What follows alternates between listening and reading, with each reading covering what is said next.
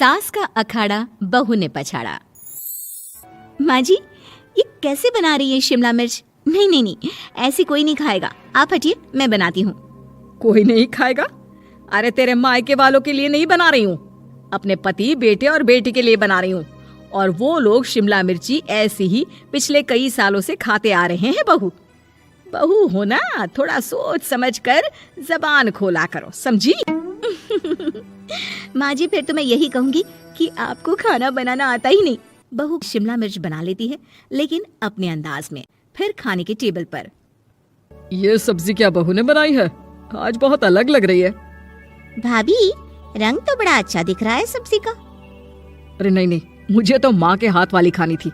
क्या है रीना, सब्जी माँ को ही बनाने दिया करो ना। सास, जिसे अब थोड़ा सा अपना पल्ला भारी दिख रहा होता है। अरे अब बेटा मेरा जमान आ गया। ये घर कभी मेरे नाम से चलता था, लेकिन अब लग रहा है कि मेरा होना ना होना एक ही बराबर है। बहू तो पूरे घर के साथ रसोई में भी राज करना चाहती है। माँ जी, आप ही ने तो कहा था शादी के वक्त कि रानी बनाकर रखेंगी मुझे। तो देखिए, रानी का काम यही होता है ना, राज करना। अरे देख बहू, माना तू राज करना चाहती है, लेकिन भूल मत, पूरी रियासत अभी मेरी है। अरे कैसी बात कर रही हो तुम दोनों? और ये क्या तरीका होता है बहू से बात करने का? बेचारी अभी तो आई है, उसको आजादी भी नहीं दोगी क्या? तो वो इस घर को अपना घर कैसे समझेगी? देखिए पापा, माँ सही कह रही है। घर को अपना घर समझी, इसमें कोई बुरी बात नहीं है, लेकिन सिर्फ अपना और हमें पराया करने की कोशिश करे ना जी ना, ये सोच तो बिल्कुल अच्छी नहीं है। देख, तू छोटी है ना, छोटी की तरह रहा कर, हर बात पर बीच में ना बोला कर। क्यों? वो मेरी बेटी है तो मेरे तरफ से ही बोलेगी ना। माँ जी, ये तरफ क्या होता है? हाँ, वो मेरी बहन नहीं है क्या? मैं मानती हूँ कि आज मैंने सब्जी बना दी, लेकिन थोड़ा खाने में बदलाव करना हम स्त्रियां भी तो जानती हैं और चाहती भी हैं। तो इसका मतलब ये तो नहीं कि घर के खाने की कोई वैल्यू ही नहीं है। देख, मैं कोई बहस नहीं करना चाहती, जाओ खाना खा लो। सभी खाना खाने बैठ जाते हैं। अगले रोज, माँ जी प्लीज, ये आस पड़ोस वालों को बोलिए ना, मुंह उठाकर घर में मत आ जाया करे। अरे किसी के घर आने जाने का कुछ वक्त तो होना चाहिए। यहाँ तो सारा दिन मानो लोगों ने धर्मशाला बनाकर रखी है। बहू, वो हम लोगों के परिवार जैसे हैं, पिछले 25 साल से हमारे साथ है। और ये मेरा घर है, यहाँ कौन आएगा कौन नहीं, ये तू कैसे डिसाइड करेगी? और हाँ, तुझे अगर पसंद नहीं ना, तो अपने कमरे में चली जाया कर। वो लोग बात ही कर रहे होते हैं कि पड़ोसन आ जाती है।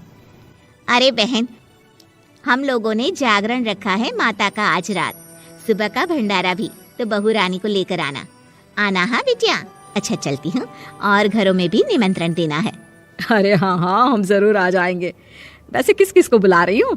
वो तुम्हारी ननद और भाभी भी आ रहे हैं क्या?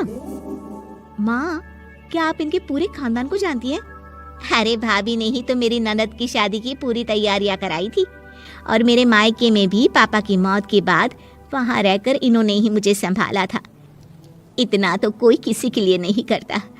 अच्छा, मैं ना फल दे जाऊंगी, काट देना भाभी, मैं दूसरे काम पूरे कर लूंगी। मेरी तो तबीयत खराब है माँ जी, आप ही काट देना सारे फल। मैं रात का खाना भिजवा दूंगी, परेशान ना होना। हाँ? अरे नहीं नहीं, हम लोग बना लेंगे, 4 लोगों का खाना तो बनाना है। अरे नहीं नहीं, आप फल पर लग जाओगी, और बहू की तबीयत भी ठीक नहीं, खाना मैं ही भिजवा दूंगी। पड़ोसन चली जाती है और सास बहू की तरफ देखती है। देखा, जिसे तू धर्मशाला बोल रही थी, वो कितने अपने हैं। हाँ माँ जी, आप उनका काम कर रही हैं, उनके जागरण का प्रसाद तैयार कर रही हैं, तो वो क्या इतना भी नहीं करेंगे आपके लिए? ओहो, तुझसे बहस क्या करना बहू। तभी बहू की माँ आ जाती है। अरे बहन जी, बेटी से मिलने का मन किया तो बिना बताए ही आ गई, बुरा न मानना। ये मत समझना कि ये मेरा घर नहीं, कोई धर्मशाला है।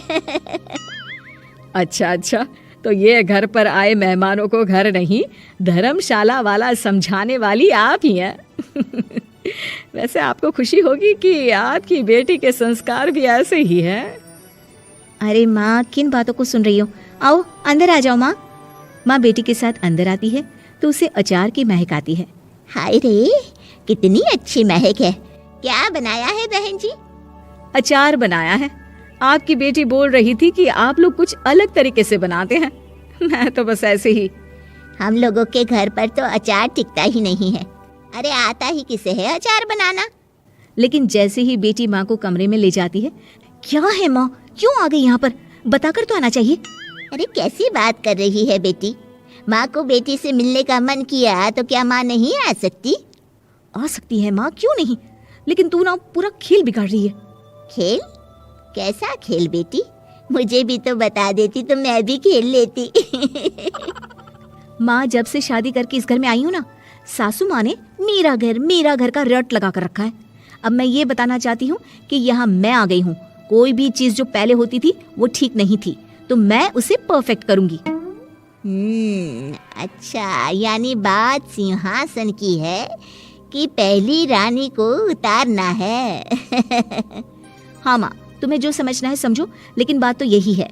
पर बेटा वो बेटी कुछ नहीं समझती और दरवाजा खोलकर बाहर चली जाती है। माँ जो कि एक अच्छी औरत होती है, बेटी को समझाने की कोशिश तो करती है। बाहर सास के सामने माँ कहती है, अरे बहन जी, आप चलिए ना मेरे साथ मेरे घर, बहू का मायका भी देख लीजिए। अरे नहीं नहीं बहन जी, आप ही रुकिए हम लोगों के पास।